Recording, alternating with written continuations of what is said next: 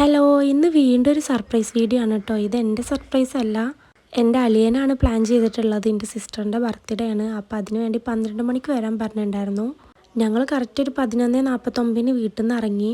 നേരത്തെ എത്തിയതുകൊണ്ട് തന്നെ ആ ഇരുട്ടത്ത് അവരുടെ സിറ്റൗട്ടിൽ നിൽക്കേണ്ടി വന്നു കേട്ടോ. പിന്നെ അളിയന് ഡോറൊക്കെ തുറന്നു തന്നിട്ടുണ്ടായിരുന്നു. കഴിഞ്ഞ വർഷം ഞങ്ങളിങ്ങനെ ബർത്ത്ഡേ സർപ്രൈസ് പ്ലാൻ ചെയ്തായിരുന്നു. ഇപ്രാവശ്യം ഞങ്ങളൊരു ഹോപ്പും കൊടുത്തിട്ടുണ്ടായിരുന്നില്ല.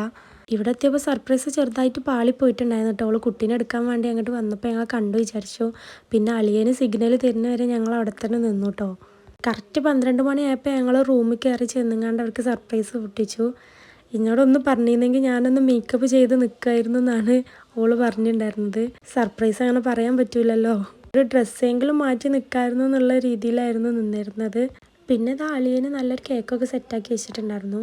അപ്പോൾ കേക്കൊക്കെ റെഡിയാക്കിയിട്ട് ഞങ്ങളിതാ കേക്ക് കട്ടിങ്ങൊക്കെ കഴിഞ്ഞു. കേക്കൊക്കെ കട്ട് ചെയ്ത് അവൾ അളിയനിക്കും കുട്ടികൾക്കും ബാക്കി നിൽക്കുന്ന എല്ലാവർക്കും കൊടുത്തിട്ടുണ്ടായിരുന്നു കേട്ടോ. പിന്നെ അവൾ മറന്നു പോയിട്ടുണ്ടായിരുന്നു. പിന്നെ നമ്മൾ ചോദിച്ച് വാങ്ങിച്ചിട്ടാ. വീഡിയോ പ്ലാൻ ചെയ്യുമ്പോൾ എൻ്റെ അളിയനിക്കൊരു റിക്വസ്റ്റ് ഉണ്ടായിരുന്നുള്ളൂ, എൻ്റെ ജിം ആദ്യം കാണിച്ചു കൊടുക്കണമെന്ന്. അത് അതേപോലെ ചെയ്തിട്ടുണ്ട് കേട്ടോ.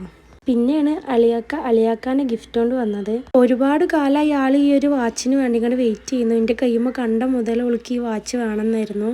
എനിക്കിങ്ങനെ മെസ്സേജ് അയച്ച് പറയും എനിക്കും വാങ്ങിച്ചായോ അതേപോലത്തെ വാച്ച് എന്ന്. ഞാൻ അതൊക്കെ നേരെ അളിയാക്കാക്ക് ഫോർവേഡ് ചെയ്ത് കൊടുക്കലുണ്ട് കേട്ടോ. അളിയാക്ക ബർത്ത്ഡേ വരാൻ വേണ്ടി വെയിറ്റിങ്ങിലായിരുന്നു കേട്ടോ ഈ വാച്ച് ഗിഫ്റ്റ് കൊടുക്കാൻ വേണ്ടിയിട്ട്. ആളെ എന്നെ കൊണ്ട് തന്നെ ഓർഡർ ചെയ്യിപ്പിച്ചൊക്കെ സെറ്റാക്കി വെച്ചിട്ടുണ്ടായിരുന്നു. ഞാൻ ഇന്നലെ നാട്ടിലെത്തിയോണ്ട് എനിക്ക് ഗിഫ്റ്റ് ഒന്നും സർപ്രൈസ് ഒന്നും വെക്കാൻ പറ്റിയിട്ടുണ്ടായിരുന്നില്ല.